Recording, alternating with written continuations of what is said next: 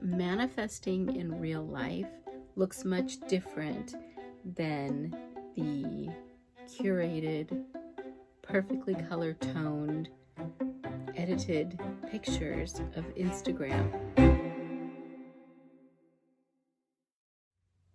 A couple of the main questions I get is number one about spirit guides, but number two about manifesting. People get hard on themselves because they don't think they're manifesting. If you're an adult and you have some semblance of an adult life, i.e., you're not with an abusive, controlling partner, maybe sometimes even if you are co-creating that reality. That's a subject for another day.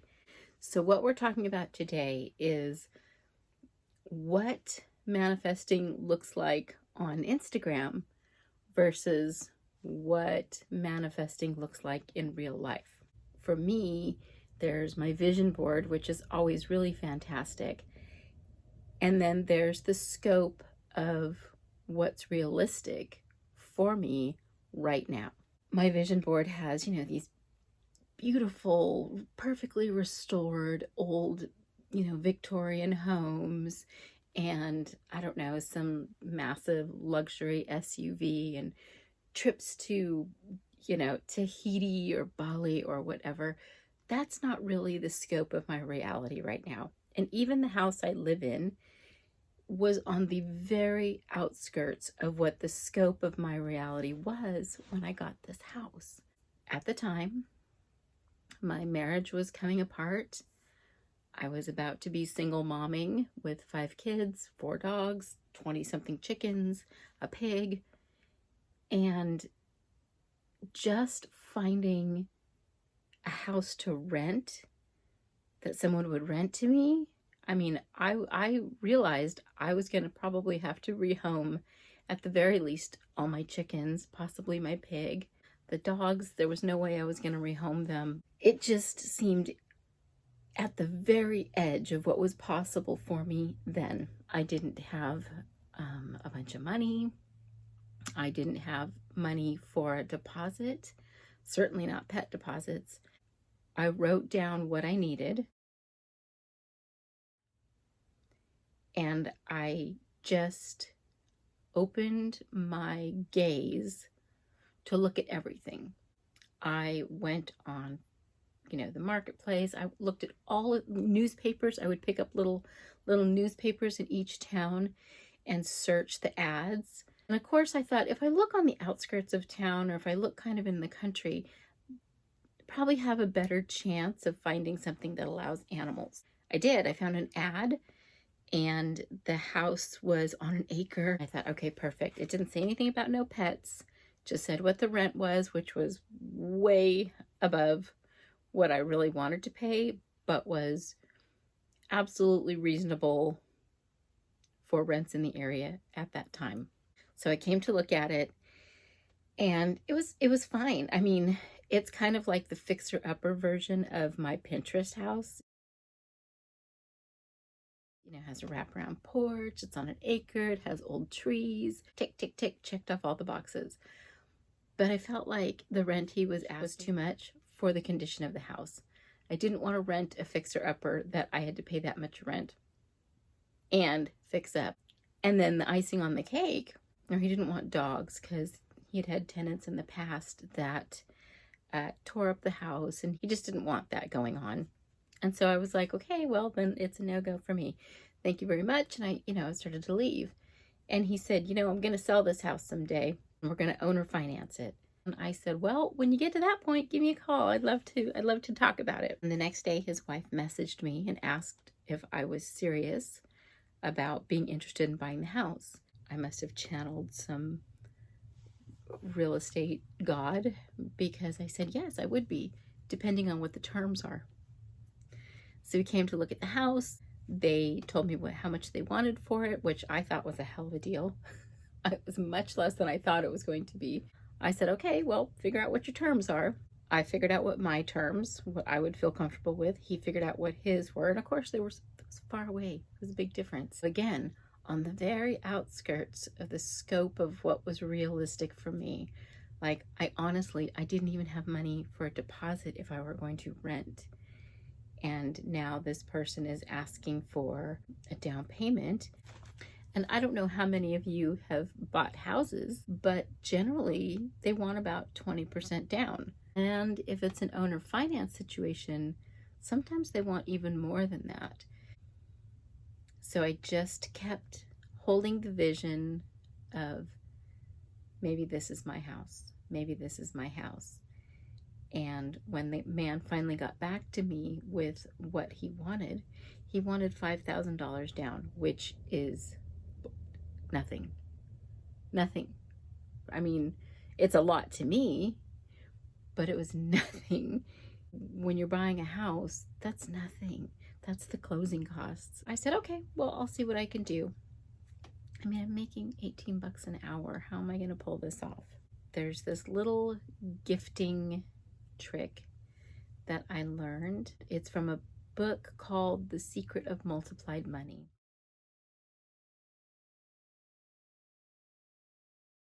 Say you give someone a gift, $20, and then say something to this effect: I claim a tenfold return on that gift of $20, which is $200. And I send that out to the universe with good to all concerned. So I have this one client, and she had gotten married about 6 months before. And while on their honeymoon, her husband fell off an ATV and blew out his knee. So not only do they have a bunch of medical bills, he's not working, and he can't get workers' comp or unemployment because this happened while they were on vacation. And he's, bringing home half the bacon to that house. And they have 5 children at home. So she called to schedule and then canceled her hair appointment probably 3 times. By the 4th time she went to reschedule or cancel her appointment, I mean, she had to have roots out to there. I knew she was probably feeling raggedy. And so I asked her, is it because your husband still can't get around by himself? Or is it just the money? And it took her a while, but she responded. She said, no, it's just the money. It's still just my income right now. She said, I just can't afford it right now. But I'll let you know when I can. And I said, nope, you're keeping your appointment. I think you need this for your soul as much as you do for your hair. So just keep your appointment. Don't worry about the cost. It's my gift to you. Of course, we went back and forth. No, you can't do that. Yes, I can. I'm my own boss, etc. She comes in the morning to the salon, and I do her hair. And, with her retouch and her tip and everything, it's usually about $200. And so I thought, well, I'm just going to try it. I had not really ever tried this secret of multiplied money thing before, but I did. So after she left, I said, I claim a tenfold return on this gift of $200 with good to everyone involved. Just send it out there. And so I finished my day and I got home, and I had remembered that I had sent $2,000 of my tax return to one of my friends who is a self-made millionaire real estate investor type chica, and she's amazing. So I messaged her, and she had told me, anytime you need the money back, just let me know. I'll send it back. It's no big deal. But I had sent it to her to invest, because I'm like, I'll lose it. I don't know what to do. You take it. So I thought, okay, that's $2,000 I'll have back. And then I only need to find 1,500 things in my house that I could sell for $2, right? To make up the other 3,000. So I message her and I say, hey girl, can I get that $2,000 back? I've got something coming up. And she said, oh, sure. Just out of curiosity though, what are your plans? Because I think she was going to try to help me strategize. And I said, I'm buying a house. Now this woman is a real estate wizard. And as creative as she is, she knows I ain't getting no house for $2,000, right? So she says, oh, okay. That was it. And then in a little while, I hear my phone do the cha-ching from Venmo. She Venmoed it back to me. So I knew what it was. I was cooking dinner by that point, didn't even think about it. I go over and I check because somebody else texted, and I see that she sent me $4,000. Now, she's a good investor, but I know that my money didn't double in under a year. So I messaged her and I said, hey, thank you. I appreciate the loan. You know, I'll figure out how to get it back to you. And she said, no, it's not a loan. It's a gift. And when the time comes, you will pay it forward to someone for something that you deem worthy. Like, what the heck? Okay. So there's my tenfold return, literally from 11 o'clock that morning until like 6 o'clock that evening. That was a tenfold return on my $200 gift. So then I look at the text, and it's from my other friend, and she's saying, hey, what are you doing? She's an older lady, you know, she's financially stable. I'm looking around my house for a bunch of stuff. I'm going to have a yard sale. And she said, oh, okay. And I said, no, I'm buying a house. And I just explained the whole situation to her. I said, so I need to find 500 things that I could sell for $2, you know, to make up that extra $1,000. And she was like, no, girl, I'm giving you that $1,000. Do you see how quickly things can change from what is the scope of what is realistic for you? So in the morning, like I said, I had forgotten that I had that $2,000. But even so, I still needed that extra $3,000.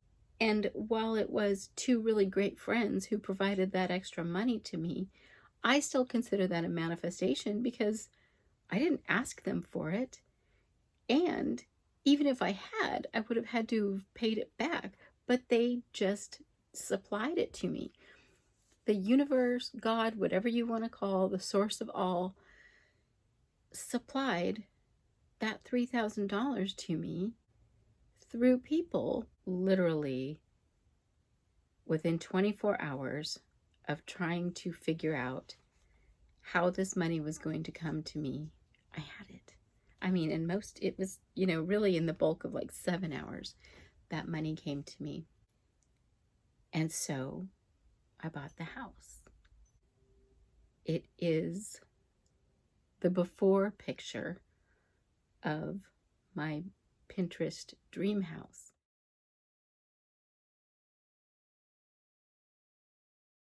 So my point in telling you this story is that manifesting in real life looks much different than the curated, perfectly color-toned, edited pictures of Instagram or Pinterest or whatever you're looking at. So the next thing I needed that was also on my list, at the time I just had a little, you know, 4.5-seater car, and I have 5 kids.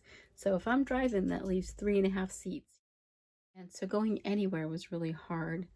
And I either only had to take a couple of kids or everybody had to pile in and we had to duck anytime we saw a cop. I needed a really big, comfortable, reliable car for my family.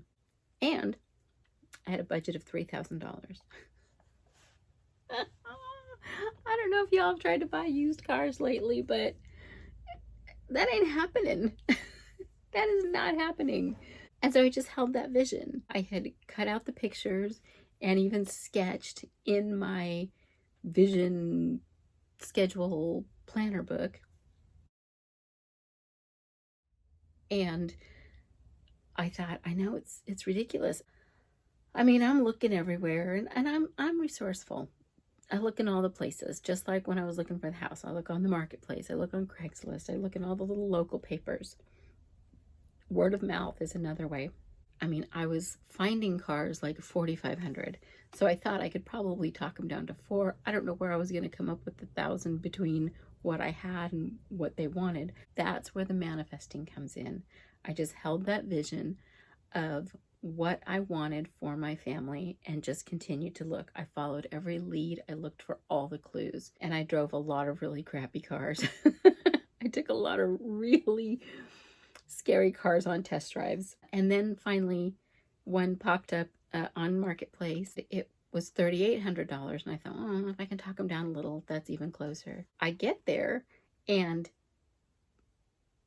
this is a one-owner car, has pretty good miles for the age of the car. It's a 2000. And again, same person has owned it. The same person who bought it, drove it off the lot, paid it off, and has just kept it all these years. I drive up, I'm going to test drive it.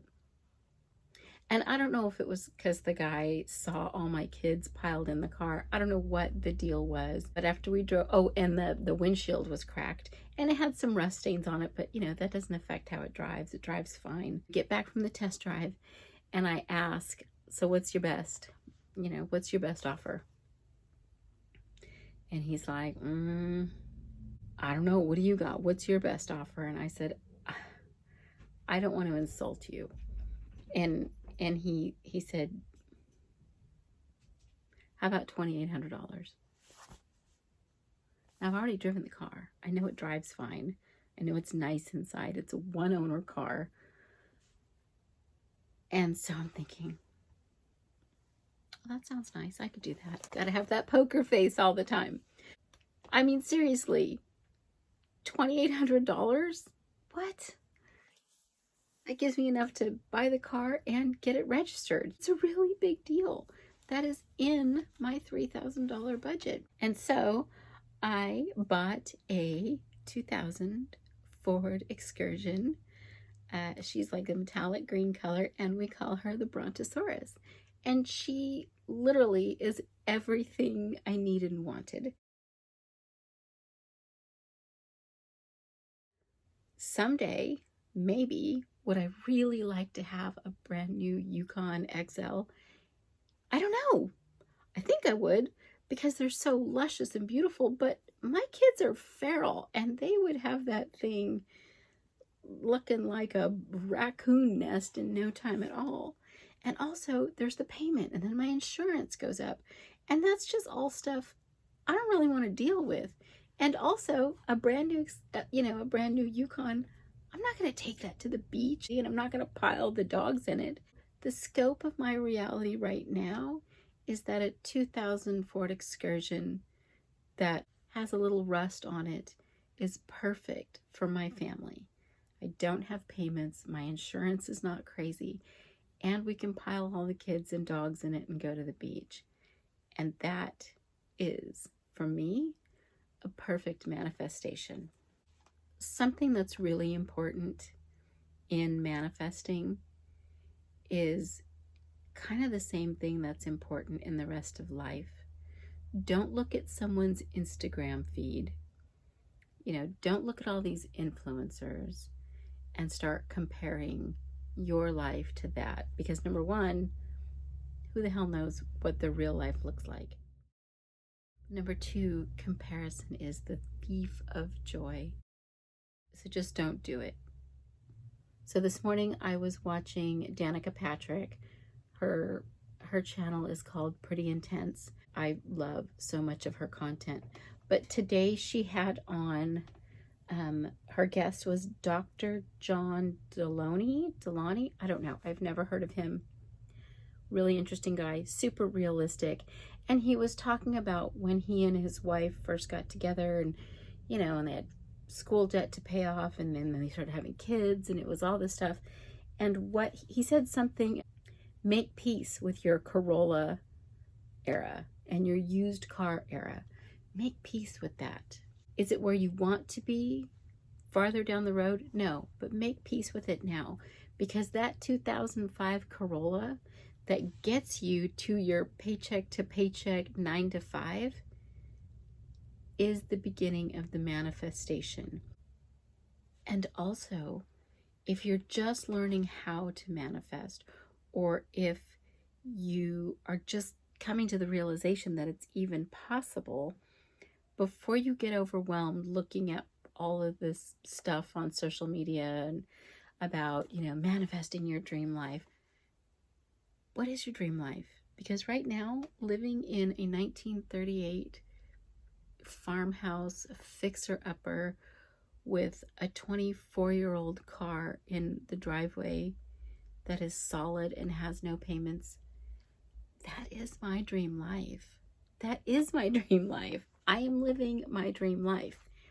Now, as I get comfortable with that, does then my scope of realistic expectations push beyond? Yes. To me, that's inspiration. So those things, drive your 2005 Corolla and take the best route you can, and look at the things that may not be in your scope of reality right now, but are coming up for you next. Keep yourself inspired. Keep looking for inspiration, because I promise you, it's there. It's everywhere. Now let's talk about that paycheck to paycheck 9-to-5 job that you don't love. It's okay. You're getting there, because while you're driving there, and even through the course of your day, keep your eye out for clues and inspiration. The next customer that walks in might be looking for someone just like you to offer them a position, and that would be your exit out of that 9-to-5. Maybe you'll still be working 9-to-5, but maybe you'll be doing better than paycheck to paycheck. Maybe you are able to save a little bit, or maybe it offers you a company car, or whatever. There's a bunch of different benefits that can happen. But what you have now is the foundation for what's next. It's only the foundation for what's next if you're looking for it, if you're thinking about it, you're seeing those pictures in your mind, and then feeling, what would that feel like? What would it feel like? Look for clues. See the vision in your mind. What does it smell like? What does it feel like? Maybe what it tastes like. As many of your senses as you can address in that moment for that vision you're holding. Do that.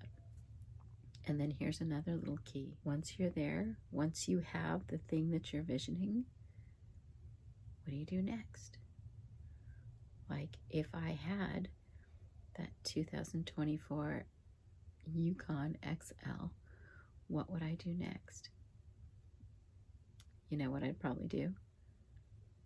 I would probably go camping. I'd probably do something like that. Go camping, you know, take my kids on a long road trip or something, because having the car, it's not really having the car. It's what I can do once I have the car, right? I could pull a trailer. I could get a camping trailer and we could go camping. So again, it's not really the thing. It's the way it makes you feel and what your life looks like around the thing. So road trips and camping trips, that's what I would do. So I hope this was informative to you. If you have questions, please post them, or you can email me directly. Some people don't like to post questions on the feed, but I do get little emails, and that's the vanessaconnection@gmail.com. Being realistic versus being unhinged when you're visualizing, I'm for both. I'm for both. On my vision boards, I am unhinged. I'm unhinged. I have a full staff, a guy who comes and cooks for us. I have a lawn guy. I have people who train my dogs. I have people who come in and teach my children foreign language. On my vision boards and in my imagination, I'm completely unhinged.